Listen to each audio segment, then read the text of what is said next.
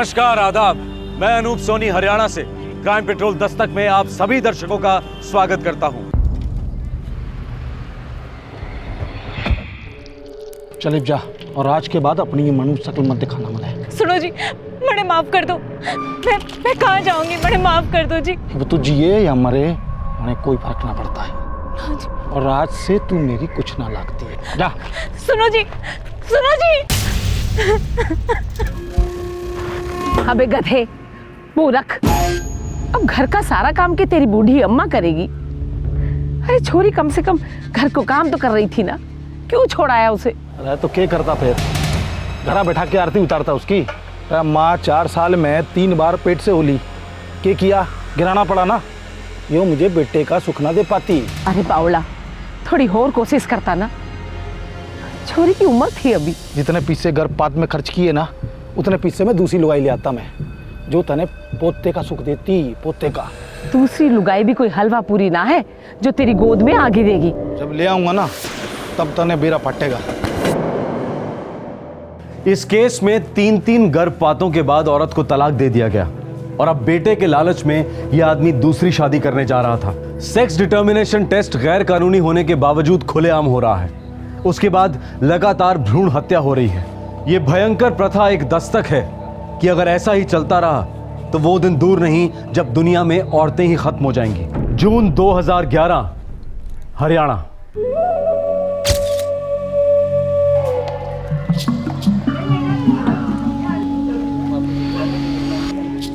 देख भाई कुलदीप पे, इस वक्त तो हमारे पास दिखाने लायक कोई भी ना है। अरे दुलारी, मना ना करे, मने बहुत अर्जेंट चाहिए। मने सामने कितना रख सके है अभी के अभी? 5-6 हजार। जूस छिचोरा कहीं का। अरे इतने में तो एक वक्त में एक न सूंघने देगी। और तने तो घरवाली चाहिए ना, जो तने वो क्या कहे हैं बेटा जन के दे। सोच समझ के बता जो बोली लगानी है। समझ गया दुलारी, मैं और पिक्चों का इंतजाम करता हूँ, बस तू मने भूलियो मत। ठीक है, कोई होगी तो बताऊंगी।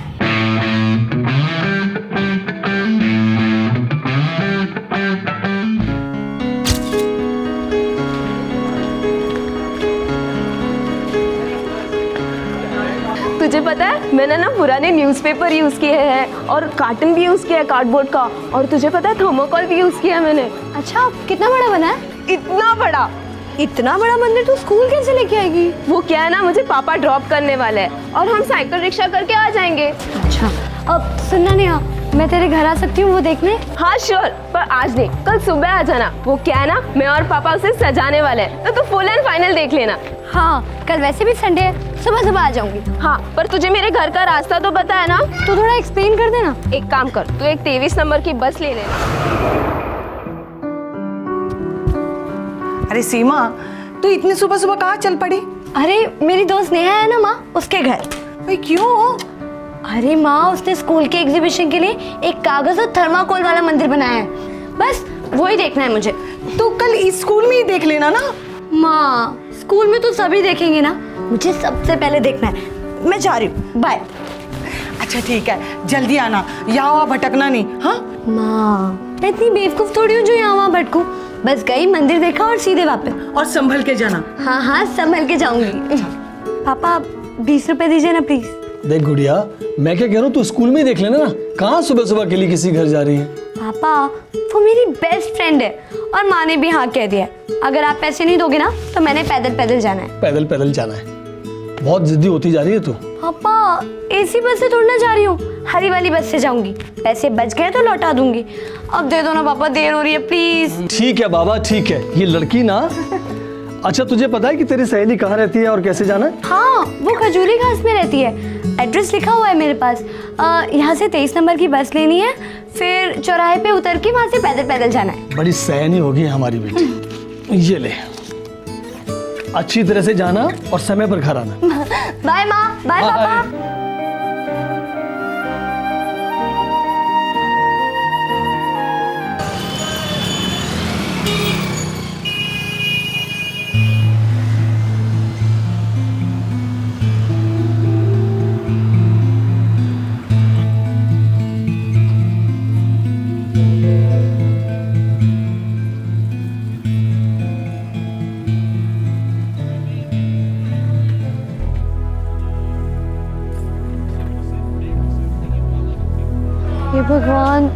मैंने कौन सा वाला लेफ्ट बोला था या राइट बोला था?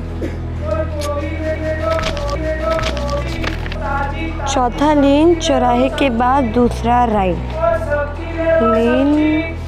कोई टमाटर ले लो, टमाटर। कोई सब्जी ले लो। अरे ओ बहन जी, थोड़ा साइड हो जाइए ना। सब्जी ले लो, सब्जी। हरी भैया, ये 35/167 कहाँ पड़ेगा?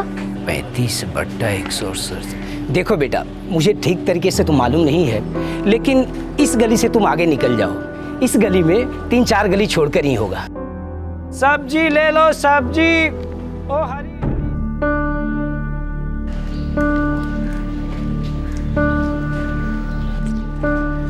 ओ, अब क्या करूं? पापा को फोन करूंगी तो नाराज हो जाएंगे, कहेंगे तुरंत वापस घर आ जा। कैसे ढूंढूं ये नेहा का घर? क्या बात है पुत्र, भटक गई हो? जी आंटी, वो मैं मकान नंबर 35/167 ढूंढ रही थी। आप बता सकती हैं कहाँ है? लो कर लो बात। ये 35/167 तो बिल्कुल मेरे घर के पास है। तू चल मेरे साथ, मैं बताती हूँ। जी थैंक यू। ये ले पुत्र, आ गया मेरा घर। ये 35/167 यहीं पास में ही है। चलो ये सामान यहाँ अंदर रख देते हैं, 2 घूंट पानी पी लेते हैं, फिर मैं तेनू छड़ आवांगी। चल। नहीं आंटी, थैंक यू। बस आप मुझे बता दीजिए अब कैसे जाना है, मैं ढूंढ लूँगी। अरे पुत्र, यहाँ आगे तो और भी भूल भुलैया है, तुम्हें नहीं मिलेगा ये मकान। फिर हर बार नई कोई आंटी भी नहीं मिलने वाली मेरे जैसी। चला अंदर चलते हैं, फिर मैं तुझे छड़ आवांगी।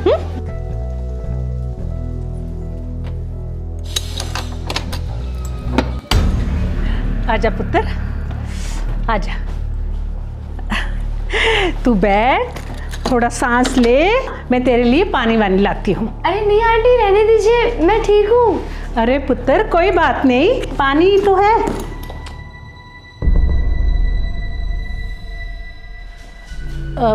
पुत्र जरा आना तो, वो ऊपर से ना ट्रंक उतारना है, अकेली उतार नहीं पा रही। आना तो जरा। जी आंटी।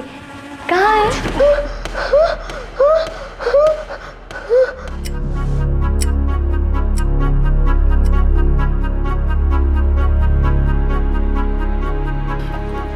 कुछ पता नहीं चला।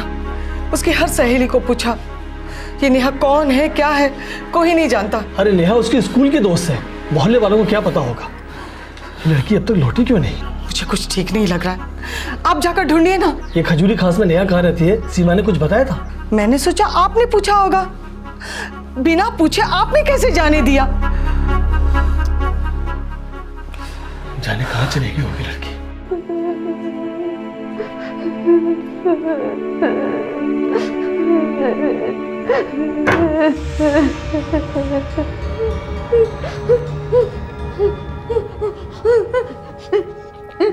देख, मैं खाने के लिए मुंह खोल रही हूँ, चिल्लाई विल्लाई ना तो खून पी जाऊंगी, समझी? चुपचाप खा ले, नहीं तो गला फाड़ के अंदर घुसेड़ दूंगी। सुन, कभी किसी लड़के के साथ कांड किया है?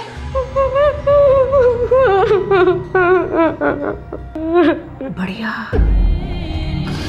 बहुत बढ़िया। खा खा पुत्र, खा खा खा।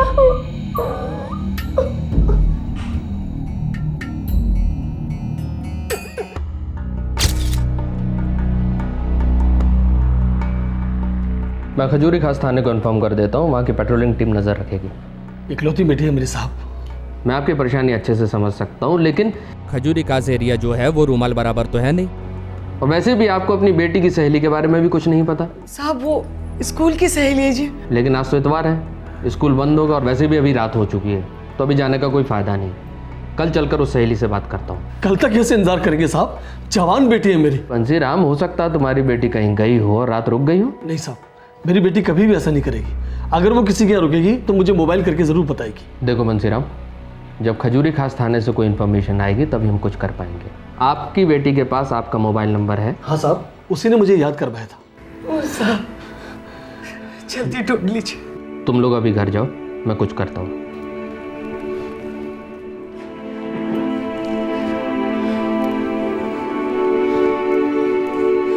सुनो, हाँ हमारी सीमा का किसी लड़के के साथ कोई चक्कर तो नहीं है ना? होता तो मुझे बताती, और मुझे पता होता तो क्या मैं आपसे छुपाती?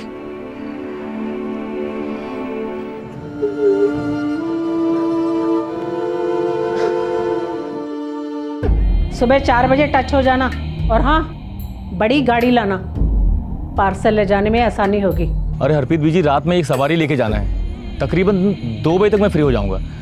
और बीजी उसके बाद तो थोड़ा सोने का भी वक्त चाहिए ना। ओए इरफान के बच्चे, सुबह 4 बजे से 1 मिनट भी लेट हुआ ना तो तेरे घर पहुंचूंगी और तेरी बेगम के सामने तेरी पतलून उतार कर तेरे घुसेड़ दूंगी। शांत हो जाइए आप, पहुंच जाऊंगा 4 बजे।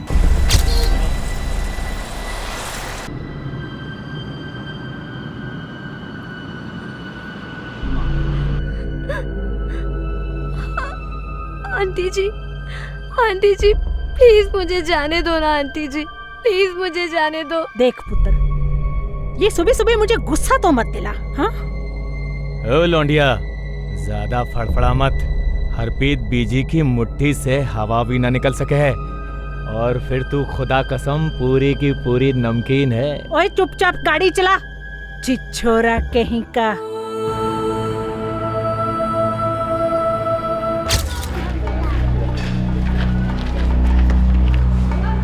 अरे वाह नेहा, तेरा मंदिर तो बहुत अच्छा है।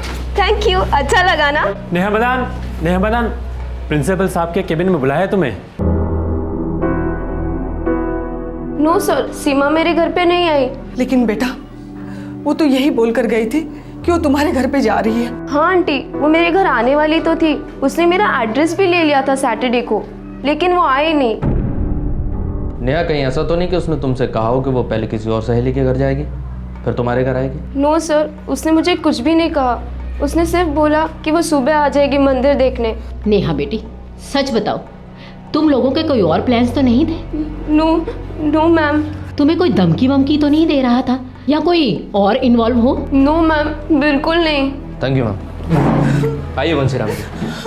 बहुत ही सीधी सादी सी बच्ची है मेरी साहब, कभी भी घर से अकेली बाहर गई नहीं। मैं आपके आगे हाथ जोड़ती, उसे जल्द से जल्द ढूंढ लीजिए। निश्चिंत रहिए, हम उसको ढूंढ निकालेंगे। सर, फिरौती के लिए किडनैपिंग नहीं हो सकती। लड़की का बाप सिक्योरिटी गार्ड है, मुश्किल से 5-6 हज़ार महीने में कमाता होगा। अरे भाग गई होगी किसी लड़के के साथ। ये मोबाइल फ़ोन और इंटरनेट का ज़माना है। नहीं सर, मैंने लड़की का पूरा बैकग्राउंड चेक किया है, बहुत भोली लड़की थी सर। भोली लड़कियों की बड़ी डिमांड होती है शर्मा। आपका मतलब ट्रैफिकिंग, मानव तस्करी? ह्यूमन ट्रैफिकिंग अरबों रुपयों का इंटरनेशनल क्राइम है, जिससे दुनिया की हर पुलिस निपटने की कोशिश कर रही है। गरीब तबके की बच्चियां, लड़कियां, शादीशुदा औरतें सभी इस धंधे का शिकार होती हैं। दिल्ली हमारे देश के अलावा दक्षिण एशिया की ह्यूमन ट्रैफिकिंग की भी राजधानी मानी जाती है। पुलिस का शक बिल्कुल सही था, सीमा को वाकई लड़कियों के सौदागरों ने अगवा कर लिया था। अब सवाल यह था कि 15 साल की मासूम सीमा के साथ आखिर क्या होने वाला था।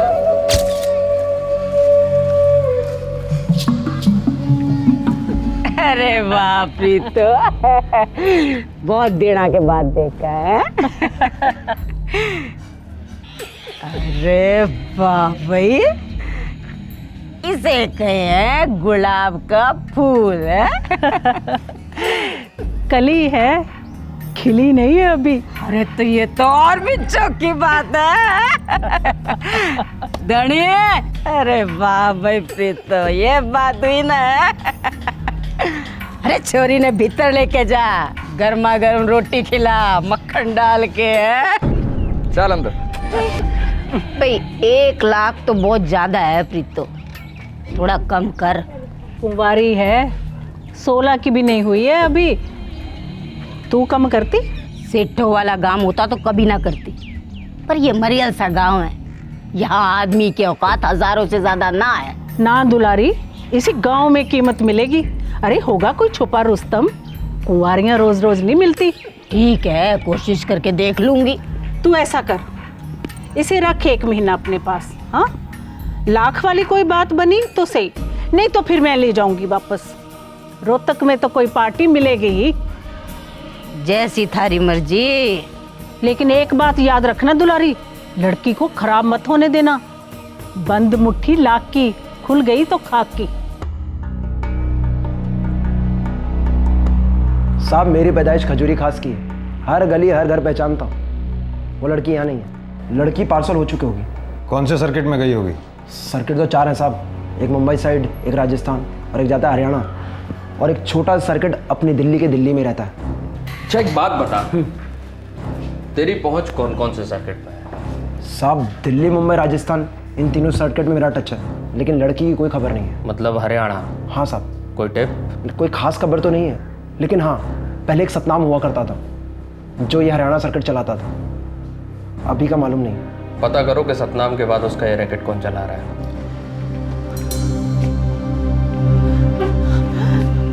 कुछ पता चला? नहीं, थाने से होकर ही आ रहा हूं। अभी तक कोई खबर नहीं मिली हमारी सीमा की। न जाने किस हाल में होगी, कहाँ होगी हमारी बच्ची, कुछ पता नहीं।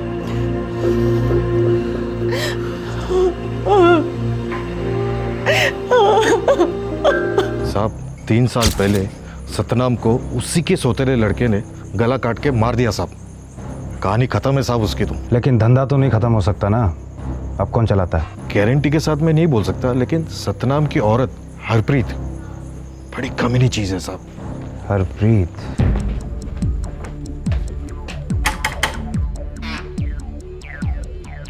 तू है हरप्रीत का बेटा? हाँ। कहाँ है तेरी मम्मी?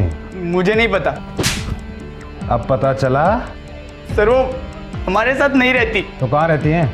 एक सतनाम है उसके साथ। वो एक सतनाम है नहीं, था, मर चुका है। मेरे भैया ने ही उसे मार डाला। उसके बाद मैंने कभी मम्मी को देखा नहीं। सर ये रोहित है, हरप्रीत का लड़का, फिलहाल तिहाड़ में हवा खा रहा है। क्यों बे, माँ कहाँ है बे तेरी? पता लगे तो मुझे भी बता देना साहब, वहीं खत्म कर दूंगा। मुंह काला किया साली ने, मेरे बाप का नाम खराब करके चली गई। सतनाम के धंधे में हाथ था तेरी माँ का? पता नहीं, और वो सतनाम ना बहुत लीचड़ आदमी था। वो तो मेरी माँ को भी ना धंधे पर लगाने के चक्कर में था, इसीलिए ठोक दिया साले को। ये सतनाम रहता कहाँ था? वहीं खजूरी खास में।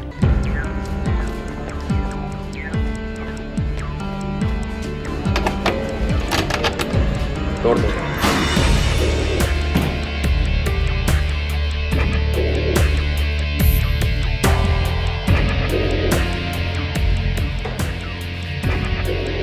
कुछ मिला क्या? नहीं साहब। सर अंदर कुछ भी नहीं है। कुछ नहीं है।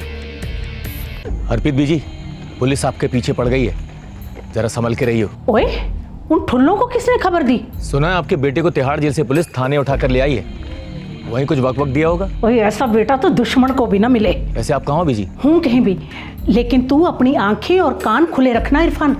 कोई भी खबर मिले ना मुझे फोन करना, नहीं तो मैं ही कर लूंगी।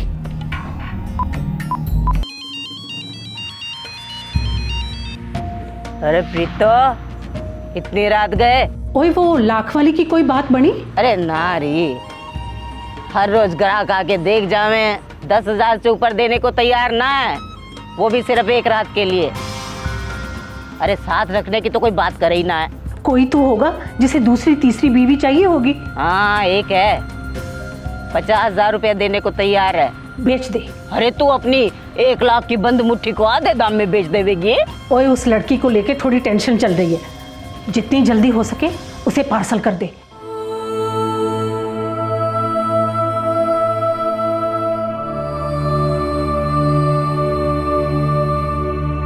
पिछले जन्म में जरूर अच्छे कर्म किए हैं तूने कुलदीप, तो तुझे 50,000 में ये छोरी मिल गई।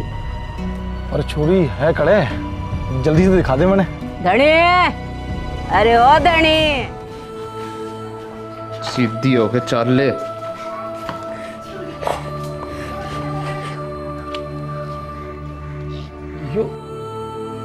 यो है छोरी, यो तो कथी बच्ची है। अरे तो तन्ने कौन सी गोद लेनी है? नसीब वाला है तू जो कच्ची कली मिल गई। और मैंने तो बेटे का मुंह देखना था बस। अरे तो तू कौन सा मरे जा रहा है? 3-4 साल मजे ले पहले इसके, हाँ चल लियो बेटा, तू खुश, ये खुश, थारी अम्मा खुश, अरे सारे खुश।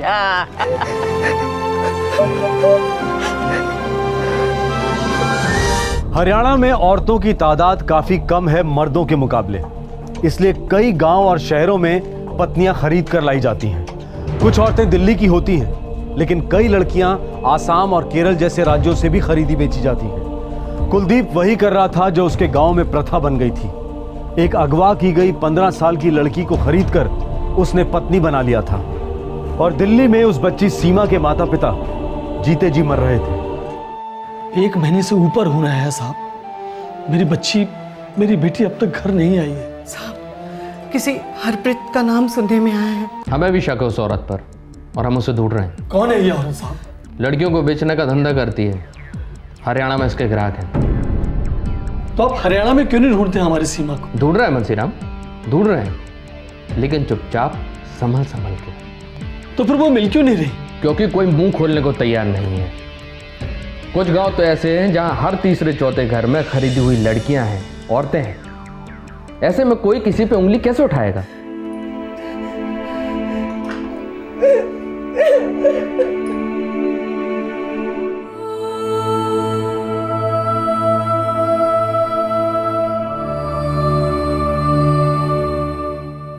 अरे ओ छोरी, जरा जल्दी जल्दी हाथ चला, अभी रोटियां भी सेकनी है तूने।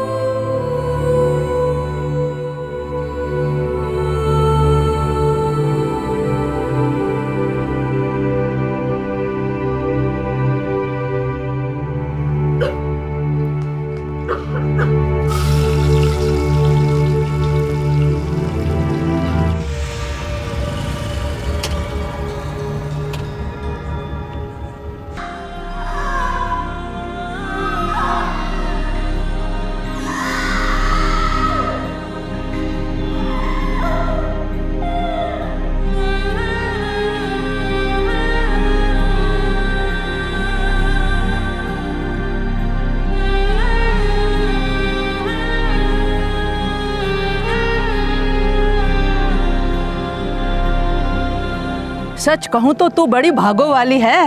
अरे काहे की भागो वाली रज्जो, पूरे 50,000 में खरीदी है छोरी। लेकिन हिंदी तो जाने है, मेरा बेटा युवराज तो 32,000 वाली ले आया है। कोई जगह है आसाम वासाम, वहां की रहने वाली है।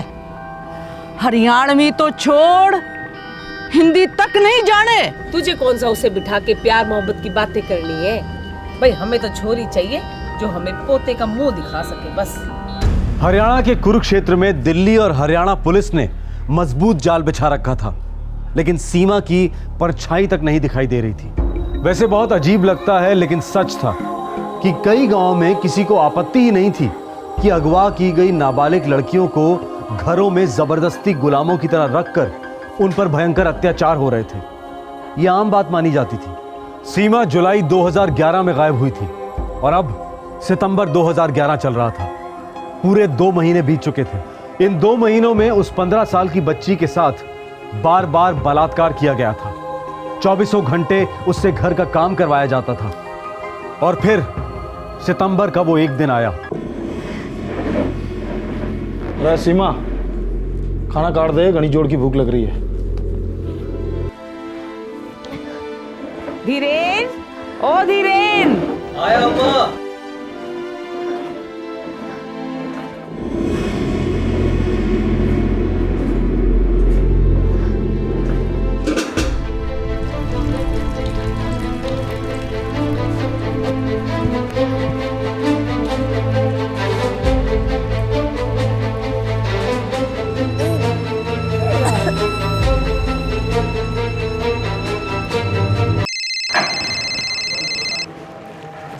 हेलो, कौन?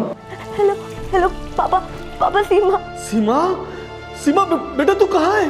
मुझे नहीं पता पापा, मैं कहाँ हूँ मुझे नहीं पता। वो खजूरी घास में एक औरत हरप्रीत, उसने मुझे यहाँ भेज दिया है पापा। यहाँ मेरे साथ बहुत बुरा हो रहा है पापा, मुझे बचा लो पापा, मुझे बचा लो। हाँ हाँ बेटा, तेरे पापा तुझे जरूर बचाएंगे, तू डर मत। तू खाली ये बता तू है कहाँ? मुझे नहीं पता पापा, ये लोग मुझे यहाँ एक कार से लाए पापा। ये दिल्ली नहीं है, ये दिल्ली नहीं है पापा। आज मौका मिला तो आपको फोन कर रही हूँ पापा। ये उसी आदमी का नंबर है पापा जिसने मुझे खराब किया। उसका नाम कुलदीप है पापा। देख बेटा, तू घबरा मत, तू बिल्कुल भी मत डर, खाली ये बता तसल्ली से तू।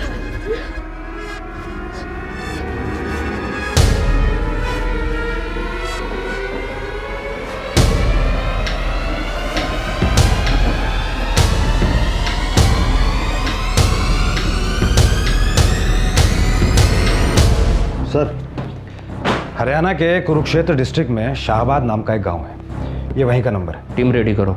साहब मुझे भी साथ ले चलो साहब, मना मत करना, मैं आपके हाथ छोड़ता हूँ साहब। शर्मा। जी सर। फोन की लोकेशन ट्रेस करवाओ। सर वो तो पहले से ही करवा लिया।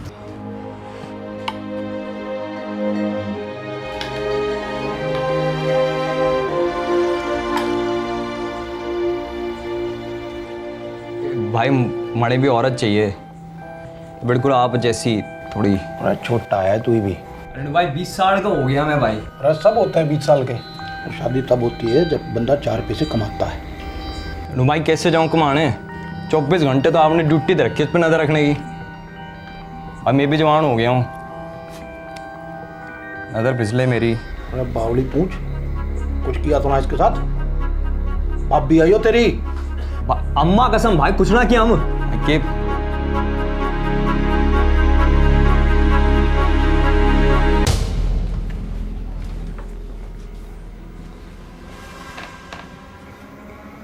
अरे छोरी, क्या छोड़ रहा है मेरे पीठ पीछे? तू धीरेन के साथ सोती है ना?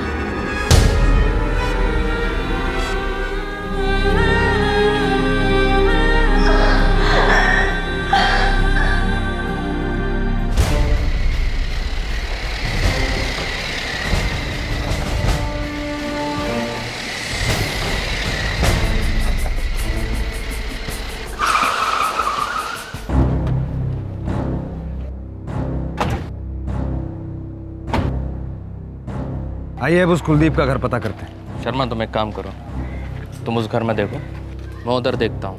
बंसीराम तुम यहीं रुकना, हम आते हैं। चल आओ।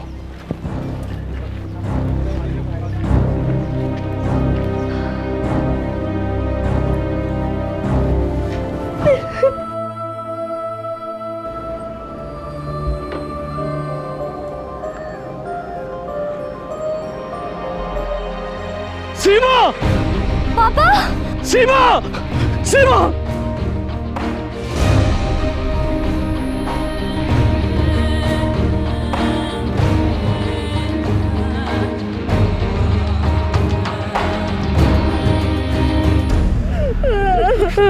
सीमा!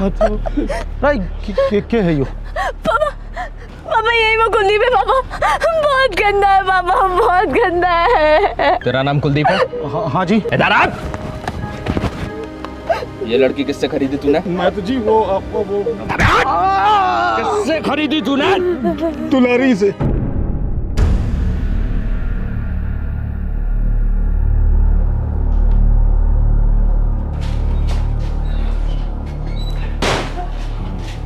अंबाला में छुप कर बैठी थी।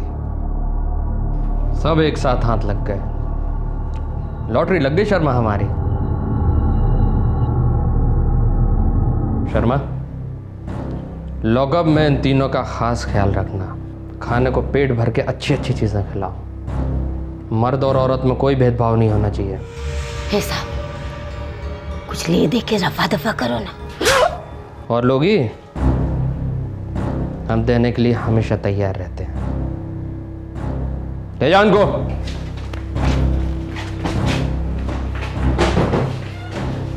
शर्मा खाल उखाड़ दो सबकी और पूरे रैकेट का पर्दाफाश करो।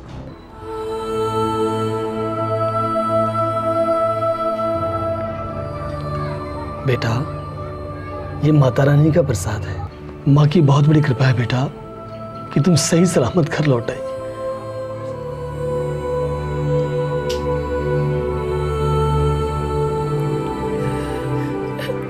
रो मत बेटा, धीरे धीरे सब कुछ भूल जाओगी, सब पहले जैसा हो जाएगा। तू तो मेरी बहादुर बच्ची है ना, तू तो मेरी जान है बेटा।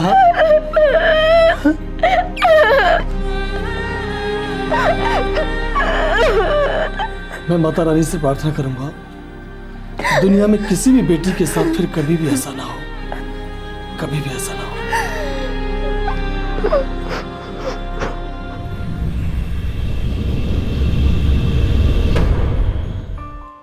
नमस्कार, आदाब।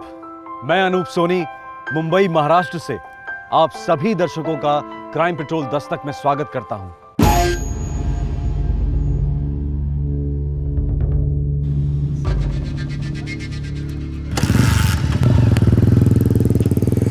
अपना नंबर कब आएगा यार?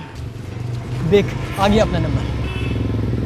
वाओ, क्या सेक्सी बाइक है यार। और जब अपने पास होगी ना तो और भी सेक्सी हो जाएगी। पहली बात कि इतनी महंगी बाइक मैं तुझे जिंदगी में कभी खरीद के नहीं दूंगा, और दूसरी बात तेरी उम्र ही कितनी है? तू सिर्फ 16 साल का है, तुझे लाइसेंस कौन देगा? अरे पापा, जब महात्मा गांधी वाला लाइसेंस जेब में हो, यानी हरे हरे कड़क नोट, तो सारे के सारे लाइसेंस तो अपने आप आपकी जेब में आ जाते हैं। बकवास मत कर। कल को तू तेज गाड़ी चलाएगा और किसी का एक्सीडेंट कर दिया तो? या तो खुद मर जाऊंगा या किसी और को मार दूंगा। और क्या? एक झापड़ मारूंगा बदतमीज कहीं का। कल कुछ भी हो सकता है, क्या पता मैं कुर्सी से गिरकर मर जाऊं या फिर हम सबके सब बम ब्लास्ट में मारे जाएं। पापा कल कुछ नहीं है, जो है आज है और अभी है, और मुझे आज की आज बाइक चाहिए अभी, बस। मैं कुछ नहीं जानता। बच्चों का जिद करना और माँ बाप का ना कहना, ये घर घर की कहानी है। पर इस कहानी में एक क्रिमिनल ट्विस्ट तब आता है जब बच्चे बड़ी सरलता से कानून को तोड़ने की बात करते हैं, रिश्वत को सिस्टम समझकर चलते हैं। ये एक दस्तक होती है कि हदें सिर्फ पार नहीं हो रही हैं, बल्कि हदें खत्म हो रही हैं। आए दिन ऐसे केसेस सामने आ रहे हैं जहां संस्कारों की लाश पर जुर्म तांडव कर रहा है। ओम भूर्भुवः स्वः तत्सवितुर्वरेण्यं भर्गो देवस्य धीमहि धियो यो न प्रचोदयात्। ओम भूर्भुवः स्वः।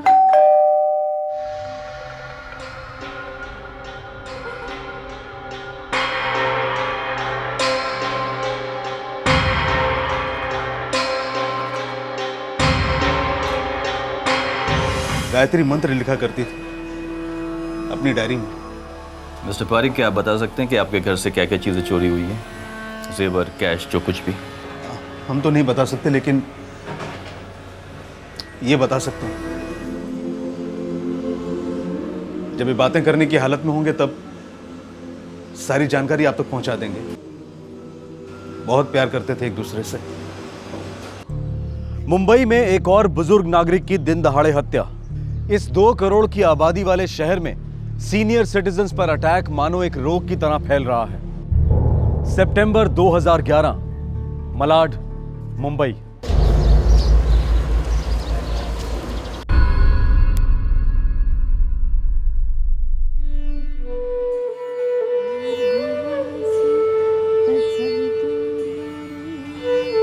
भर्गो देवस्य धीमहि धियो यो न प्रचोदयात्। ओम भूर्भुवः। बस नाश्ता लगा दिया है। तुम्हारे बाबूजी बैठ गए? कब के? हाँ, अरे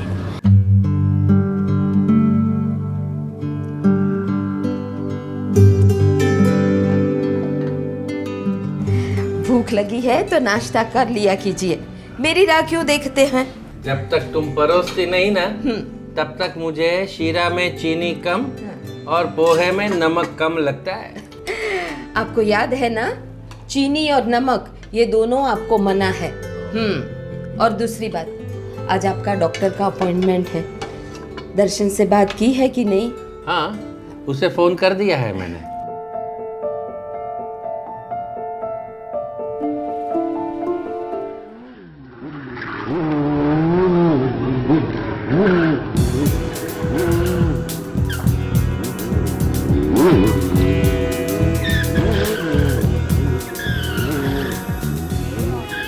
राजू बेटे सुन, तेरे दादाजी का एक डॉक्टर के साथ में अपॉइंटमेंट है। मुझे अर्जेंट काम निकल आया है, इसलिए तू दादाजी को लेके चले जा।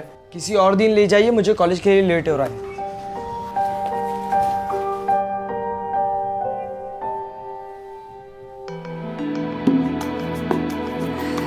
चल बेटा, नाश्ता ठंडा हो जाए उससे पहले खा ले। मेरे दोस्त मेरी वेट कर रहे हैं, मुझे नहीं चाहिए। अरे परोस दिया बेटा मैंने। तो वापस डाल दो ना, पाप थोड़ी लगेगा। राजू बाबा डब्बा। अरे नहीं चाहिए मुझे डब्बा अब्बा। मम्मी कितनी बार समझा इसे, मुझे ये सब ना दिया करे। अरे बेटा तो क्या भूखे पेट रहेगा पूरा दिन? भूखे रहेंगे मेरे दुश्मन, मैं कुछ बर्गर खा लूंगा। लेकिन बेटा, इन बर्गर्स, पिज्जा और कोला में कितने पैसे खर्च हो जाते हैं? आप देते क्या पैसे? नहीं ना, तो फिर जस्ट चिल, ओके?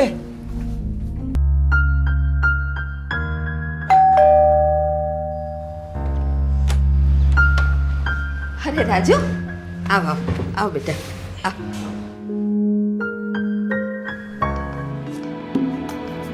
ये क्या? 200 रुपये में तो मेरी दोपहर भी नहीं कटेगी दादी माँ। राजू बेटा, हमारे जमाने में 200 रुपया में पूरा घर चलता था। दादी, आज के जमाने में कोई चीज चलती नहीं है, दौड़ती है, और वो भी फुल स्पीड में। चलो दादी, 500 रुपये दो ना। ना राजू, प्लीज प्लीज ना राजू ना, मेरे पास इससे ज्यादा नहीं है ना। आपके पास है पर आपको देने नहीं है। राजू, तू अभी समझेगा नहीं, बड़ा होगा ना तब सब समझ जाएगा। हाँ? आप लोगों को क्या समझाओ, इतना तो बड़ा हो गया हूँ मैं। छोड़ो। अरे मेरी बात तो सुन राजू। राजू, अरे राजू, राजू मेरी।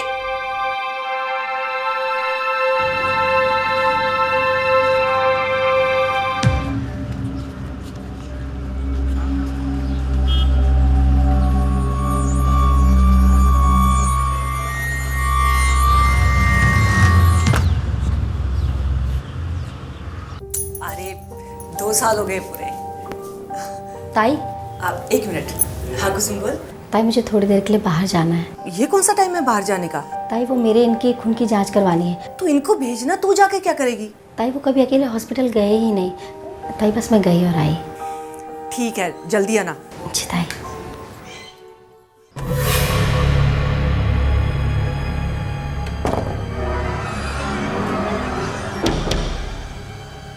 क्या हुआ मेरा? अरे वही कि तुम्हारी खून की जांच करवानी है, हॉस्पिटल जाना है, क्योंकि तुम्हें अकेले में डर लगता है। चलो ना आप। कितने बैलेंसेस बाकी हैं? पूरी खाता वही भरी है ऐसे बैलेंसेस से। ये सबको फोन करके पैसे मंगवाओ। बाबूजी को चेकअप के लिए लेके जाना है। 3:30 बजे का अपॉइंटमेंट। आते वक्त थोड़ा ट्रैफिक लगेगा, ज़्यादा से ज़्यादा 5:30 तक लौट आऊँगा। ठीक है। कुछ ले आऊँ आते समय? प्याज के पकोड़े ताजे और गर्मा गर्म मिले ना तो ही लेकर आना। और साथ में फाफड़ा, जलेबी, ढोकला, खांडवी भी ना? ना हो ना, मुझे पता है ये सारी चीजें आप मेरे बहाने खाएंगे, है ना?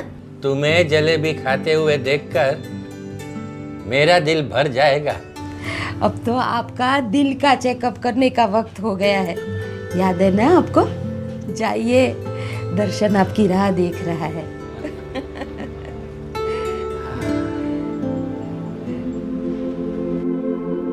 प्याज के पकोड़े साथ मिलकर खाएंगे। हाँ,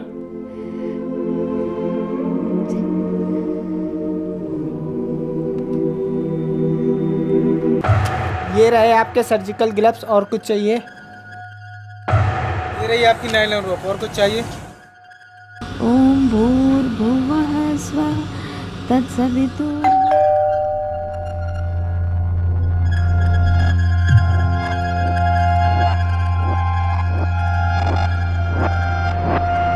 देखा, सारे रिपोर्ट्स नॉर्मल आए हैं। तेरी माँ खामखा टेंशन लेती है। ओ बापूजी, याद है डॉक्टर ने क्या कहा था? आपकी असली डॉक्टर बा है, उनकी वजह से सारी रिपोर्ट्स नॉर्मल आई हैं। वो तो है ही, उसने हम सबको संभाल के रखा है। बड़े नसीब वाले हैं हम।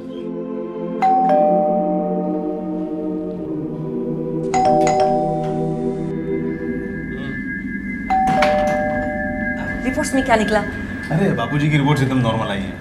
आज बा और बापूजी पार्टी करने वाले हैं। सब हम पे माँ की कृपा है। दरवाजा नहीं खोल रही है, सो गई है क्या? बाबूजी, लगता है बा बाहर गई होंगी। तुम्हें कुछ पता है? नहीं, मैं तो खुद अभी मलाड मार्केट से ही आ रही हूँ। वो नवरात्रि के लिए कपड़े खरीदने थे ना।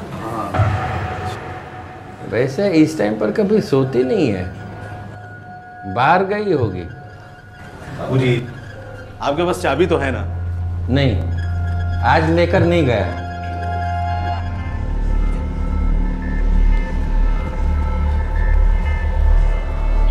रे सुनो। जी साहब। ये मेरी बा को बाहर जाते हुए देखा है? 201 की सेजल बहन। नहीं साहब, मैं तो दोपहर से ड्यूटी पे हूँ, मैंने माँ जी को बाहर जाते नहीं देखा है। अच्छा, क्या हुआ साहब? बा,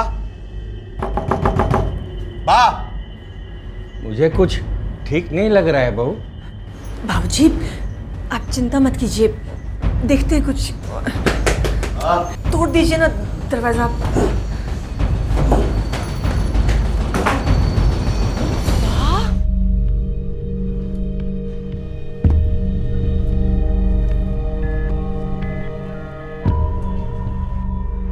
सोने के सारे गहने ले गए हैं, चांदी के गहने छोड़ गए हैं। तो आप इनके इकलौते बेटे हैं और बगल के फ्लैट में रहते हैं? एक ही फैमिली है, बस फ्लैट्स अलग है। और आप मैडम बीना जी, आप घर पर नहीं थी? मैं मलाड की मार्केट में गई थी, नवरात्रि के लिए कुछ शॉपिंग करनी थी इसलिए। और तुम यंग मैन? सर मैं सुबह कॉलेज में था, फिर दोपहर को दोस्त के साथ पढ़ाई की और शाम को स्नैक्स खा रहे थे कॉलेज के पास ही, तब पापा ने कॉल किया। इस घर में और कोई नहीं है? हमारी नौकरानी कुसुम और माँ बाबूजी का नौकर बंसी, दोनों पति पत्नी हैं। इस वक्त दोनों कहाँ हैं? वो दोपहर को ही गए हैं, बंसी का ब्लड टेस्ट करवाना था इसलिए। कुछ भी नहीं? कुछ भी नहीं साहब, ना किसी को आते देखा ना जाते साहब, सभी बार वालों की एंट्री होती है रोज। कोई चिल्लाने की आवाज़ तुमने रोजमर्रा का झगड़ा समझकर ध्यान ना दिया? नहीं साहब, ऐसी कोई अजीब सी आवाज़ नहीं सुनाई दी।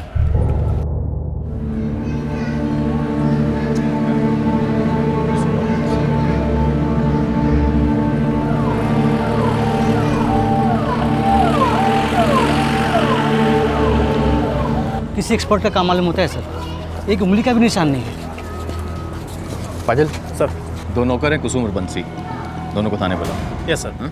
गला काटने की वजह से नहीं हुई, पहले नायलॉन की रस्सी से गले को घोंटा गया और जान निकलने के बाद झड़प? नहीं, बिल्कुल नहीं। बेचारी बूढ़ी औरत थी, हथियारे के साथ झड़प करती भी तो कितना करती। वैसे इंस्पेक्टर, पिछले 6 महीनों में ये मेरा 5वां सीनियर सिटीजन पोस्टमार्टम केस है। ये सब क्या हो रहा है?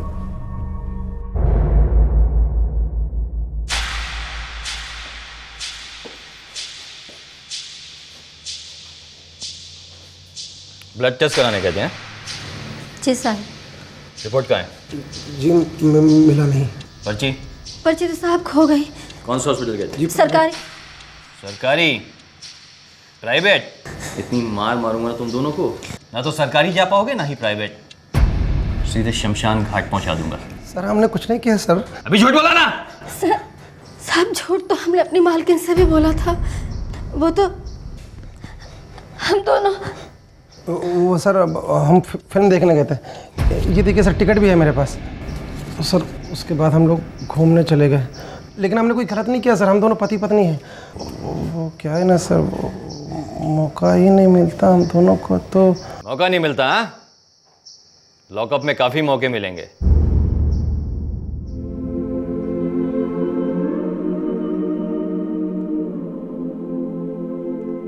शक और किस पर हो सकता है इंस्पेक्टर? उन्हीं दोनों पर है। कब से काम पर थे वो दोनों यहाँ? यही कोई 2 साल से दोनों एक साथ आए थे यहाँ पर। आपको उन्हीं दोनों पर शक क्यों है? आप लोगों ने खुद इन्वेस्टिगेशन की है। आप लोगों को पता है कि बा ने खुद दरवाजा खोला था और यहाँ कोई तोड़फोड़ भी नहीं हुई है। उन दोनों के अलावा किसी गैर के लिए बा कभी दरवाजा नहीं खोलती। मुझे पूरा यकीन है कि ये सब बंसी और कुसुम का ही क्या कराया है। सर मैंने बंसी और कुसुम दोनों की बैकग्राउंड चेकिंग की है, कोई क्रिमिनल रिकॉर्ड नहीं है सर। इसके पहले भी वो जिस घर में काम करते थे वहाँ भी मैंने पूछताछ की, कोई शिकायत नहीं है। लेकिन पाटिल, उन दोनों के सिवा तो उस घर में किसी का आना जाना था नहीं। सर मैंने वॉचमैन से पूछताछ की है, उसका कहना है कि उसने किसी को नहीं देखा। हो सकता है वॉचमैन उनसे मिला हो। मुझे भी लगा था सर, सिक्योरिटी एजेंसी में चेक किया था मैंने, उसका भी कोई रिकॉर्ड नहीं है। वॉचमैन का फोन रिकॉर्ड है? Yes sir. Yes sir. मगर सर इसमें बंसी और कुसुम दोनों का भी कोई फ़ोन नंबर शो नहीं कर रहा है। नौकरों का नंबर तो नहीं इसमें, लेकिन हाँ एक नंबर है पाटिल, जिससे बार बार वॉचमैन को फ़ोन आया दोपहर 1 और 3 के बीच। ये देखो, ये नंबर है। और पोस्टमार्टम रिपोर्ट के हिसाब से कत्ल 2:30 पे हुआ है। Yes sir. पाटिल, इस नंबर का पता लगाओ, ज़रूर कोई सुराग मिल जाएगा।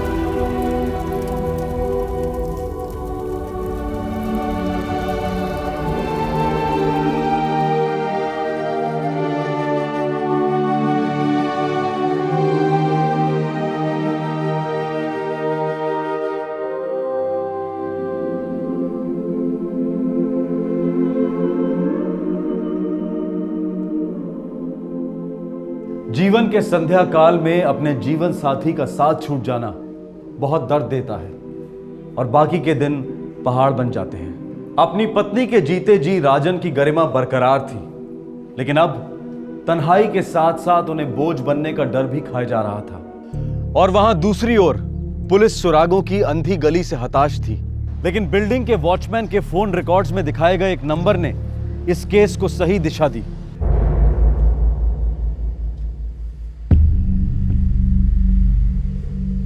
हाँ, मैंने वॉचमैन को फोन किया था, बस ये पूछने के लिए कि पापा दादाजी को लेकर डॉक्टर के पास गए या नहीं।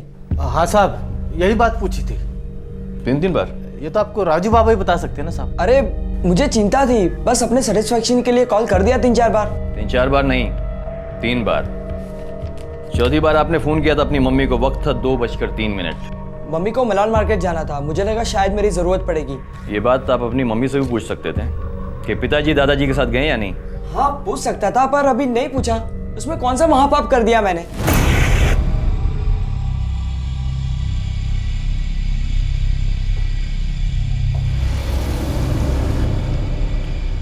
तुम्हारी गर्दन पे निशान कैसा है?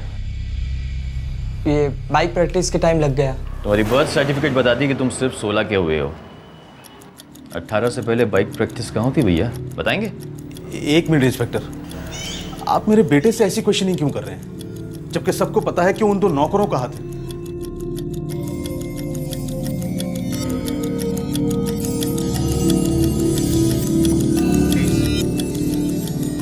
मेरे फादर को तो बख्श दीजिए। बख्श तो ये रहे, किसे ये हम नहीं जानते, लेकिन आप जरूर जानते होंगे।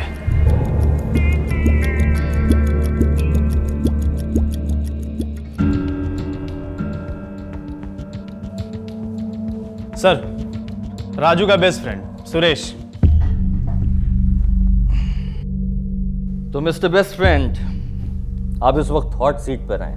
3 आपसे सीधे सवाल पूछे जाएंगे। झूठ बोलना यहाँ मना है, क्योंकि ये पुलिस स्टेशन है, इसलिए नो लाइफलाइन। शुरू करें? What sir? पहला सवाल, कत्ल के दिन राजू आपके साथ कितनी देर था? सुबह 9 बजे से लेकर शाम को 5:45 तक हम लोग साथ में थे। सवेरे 9 बजे से लेकर शाम 5:45 तक आप दोनों कहाँ थे? कॉलेज में सर, पहले लेक्चर में मिले, फिर लंच के बाद लाइब्रेरी में। तीसरा और आखिरी सवाल, जब राजू को उसके पिताजी का फ़ोन आया ये बताने के लिए कि उसकी दादी माँ का कत्ल हो गया है, उस वक्त तुम दोनों कहाँ थे? सर लाइब्रेरी में। क्या बात है, आपने तीनों सवालों के गलत और झूठे जवाब दिए हैं। राजू के बयान के अनुसार जब उसके पिताजी का उसको फ़ोन आया उस वक्त वो कॉलेज के बाहर स्नैक्स खा रहा था। मैं भूल गया। और मोबाइल कंपनी के रिकॉर्ड के अनुसार 2 से 3 बजे के बीच राजू के सेल फोन का लोकेशन उसके घर के कहीं आसपास था, ना कि 7 किलोमीटर दूर तुम्हारी कॉलेज लाइब्रेरी में। पाटिल सर, इसे वेटिंग रूम में लेके जाओ और राजू को लेकर आओ। जहाँ कहीं भी हो खींचते हुए लाओ। What? Oh no! नहीं, मैं अभी वहां चला जाता हूँ। थैंक यू प्रिंसिपल साहब, थैंक यू। क्या हुआ? क्या बात है? पुलिस हमारे बेटों को कॉलेज से उठाकर लेकर चली गई। ये हो क्या गया है पुलिस वालों को? हमारे राजू के पीछे क्यों पड़े हुए हैं? वीना, उस दिन अगर तुम लोगों ने सेजल की बात सुनी होती ना, तो आज ये नौबत नहीं आती। क्या मतलब है आपका? 15,000? 15,000 रुपये किस लिए? दादी मुझे टैबलेट खरीदनी है। हैं? टैबलेट? यानी तू बीमार है राजू और 15,000 रुपये की टैबलेट? दादी बोर मत करो, टैबलेट मतलब एक फोन है। फोन? तू पागल हो गया है और 15,000 रुपये का फोन लेकर? ना भाई ना, मैं इतने पैसे नहीं दूंगी अब ना। हर बारी ना, अब कभी मेरी बात नहीं सुनती। राजू क्यों चिल्ला रहा बेटा, क्या हुआ? वीना देखना, फोन मांग रहा है और वो भी 15,000 रुपये का। बा तो दिला देते हैं ना। ये तो क्या कह रही है वीना? बा आजकल के 15,000 रुपए आपके जमाने के 1500 के बराबर हैं। अब सुनिए ना, अब बेटा जो मांग रहा है वो वही वाला फोन दिलवा दीजिए इसे। थैंक यू माँ। दर्शन, तुझे लगता है ये बात सही है? मैंने और तेरे बाबूजी ने तुझे किस तरह से पाला था ताकि तू पैसे की कदर कर सके, और तूने ये किया भी सही। तूने अपने बाबूजी का कारोबार कहां से कहां पहुंचा दिया, पर अपने दिल पर हाथ रख कर कह कि क्या ये सारी उम्मीदें तुझे राजू से है? क्या वो बढ़ा पाएगा अपना कारोबार? बाप आप बुरा मत मानिएगा, लेकिन आप राजू को कुछ ज्यादा ही गलत साबित कर रही हैं। अरे उसने लाखों रुपए की डिमांड तो नहीं की है ना, सिर्फ 15,000 रुपए की बात है। और फिर भगवान का दिया हुआ सब कुछ है हमारे पास। सब कुछ होते हुए बच्चों की छोटी छोटी खुशियां पूरी ना करें, ये भी तो गलत बात है ना बा। हर चीज को, हर रिश्ते को राजू पैसे में तोलने लगा था। उसके अंदर लालच की आग भड़की थी और तुम दोनों ने मिलकर उसमें भरपूर तेल डाला। बाबूजी, हम लोग पुलिस स्टेशन होकर आते हैं।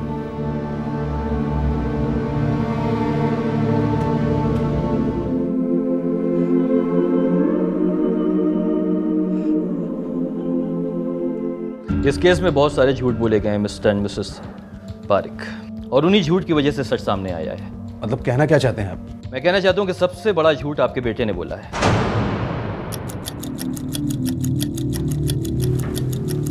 ये देखिए, इसके गले भी ये निशान देखिए। दरअसल ये निशान बाइकिंग की चोट के निशान नहीं है, इंक है, लाल इंक, उस कलम की इंक जिससे इसकी धार्मिक और संस्कारी दादी माँ गायत्री मंत्र लिखा करती थी।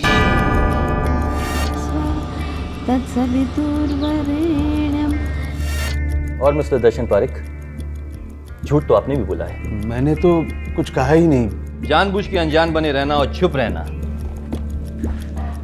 यह भी तो एक झूठ है।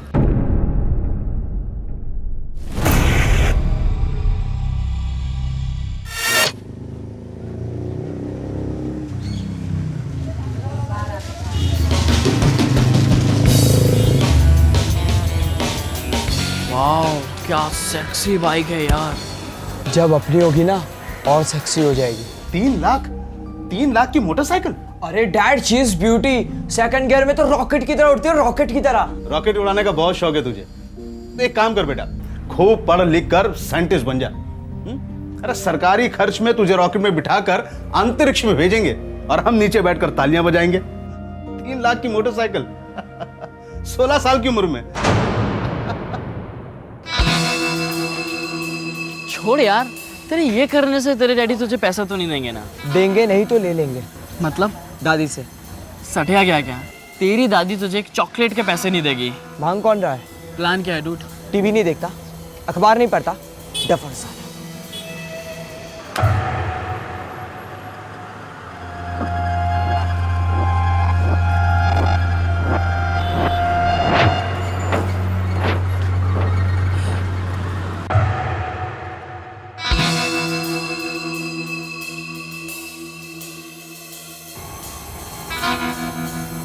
कूल मैन, तेरा दिमाग तो वाकई में टेढ़ा है बॉस। Dam damn cool. जुर्म, संगीन जुर्म के इरादे को कूल समझा जा रहा था, मानो हत्या कोई वीडियो गेम हो, और वो भी अपने ही घर के बुजुर्ग की हत्या। ऐसी क्रूरता हमारे समाज में कहां से आई? क्या सिर्फ मीडिया और बदलते जमाने का दोष है? या फिर हम सब के अंदर लालच के छोटे छोटे नासूर पनप रहे हैं जो मिलकर समाज को खोखला किए जा रहे हैं।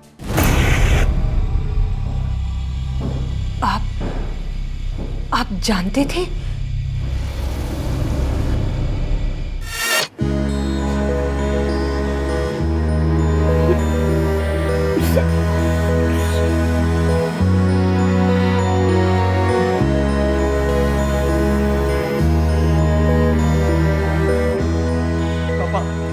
हमारी गलती से दादी मारी गई।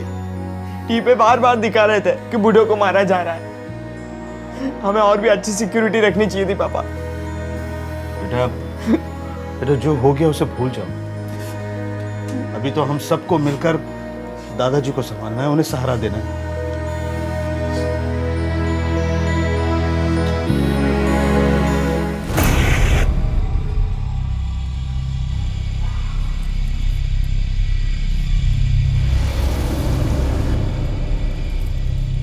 पापा दादी की बहुत याद आ रही है।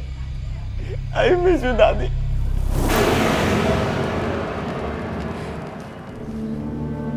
आपने मुझसे कहा क्यों नहीं? बहुत देर हो चुकी थी वीना। मैंने बस बाबूजी को बताया क्योंकि वो भी सब जान गए थे। मैं आपके आगे हाथ जोड़ता हूँ बाबूजी, पुलिस को कुछ मत बताइए, पूरा घर बर्बाद हो जाएगा बाबूजी। माँ को खो चुका हूँ, बच्चे को भी खोना पड़ेगा। बाबूजी मैं आपके पैर पड़ता हूँ बाबूजी। बाबूजी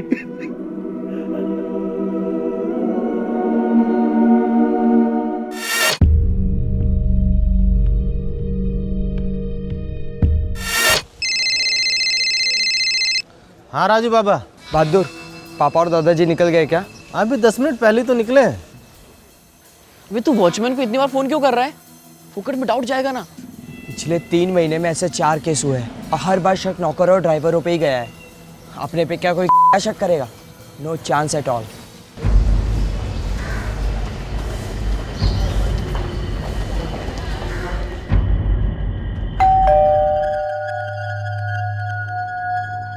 देख, एक बार फिर से सोच ले।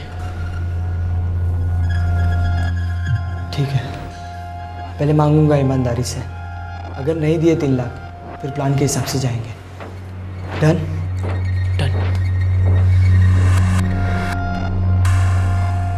अरे राजू बेटा, आज जल्दी आ गया। अरे वाह, दोस्त भी साथ आया है। आओ आओ दोनों, आओ आजा बेटा।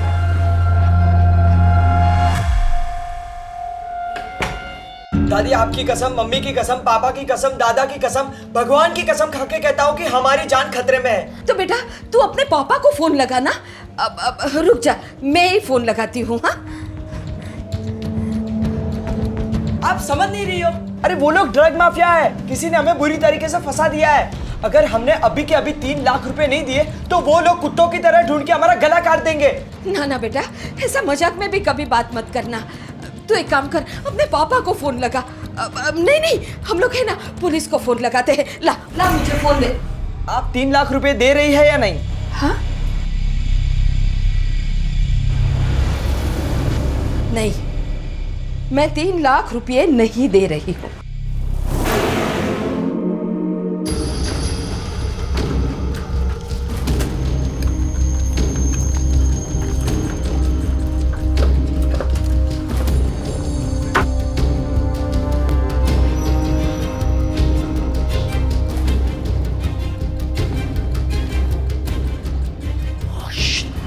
राजू, तेरी दादी जिंदा है। ये पकड़।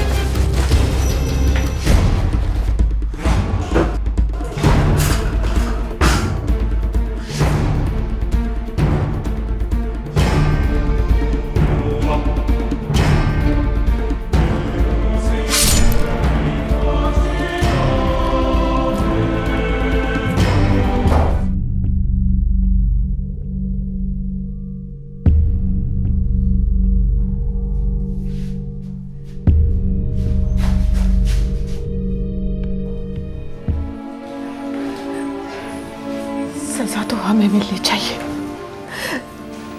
गुनाह हमसे हुआ। सजा तो हम सबको हो रही मिसेस पारिक।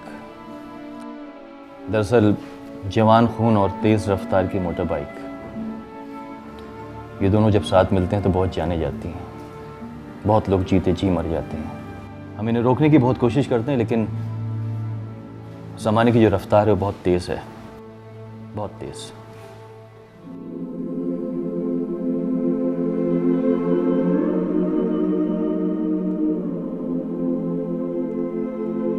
सेजल, पकोड़े एकदम गर्मा गर्म थे। मैंने दर्शन से कहा, बेटा एसी बंद कर दे और गाड़ी फास्ट चला, वरना ये पकोड़े ठंडे हो जाएंगे। और ठंडे पकोड़े तुझे पसंद नहीं है ना? अच्छा हुआ तू मुझसे पहले चली गई। मेरे बाद गई होती ना तो पता नहीं ये तीनों मिलकर तेरा क्या हश्र करते। दुखी मत हो तू, दुखी मत हो, मिलेंगे, हम जल्दी मिलेंगे। हाँ,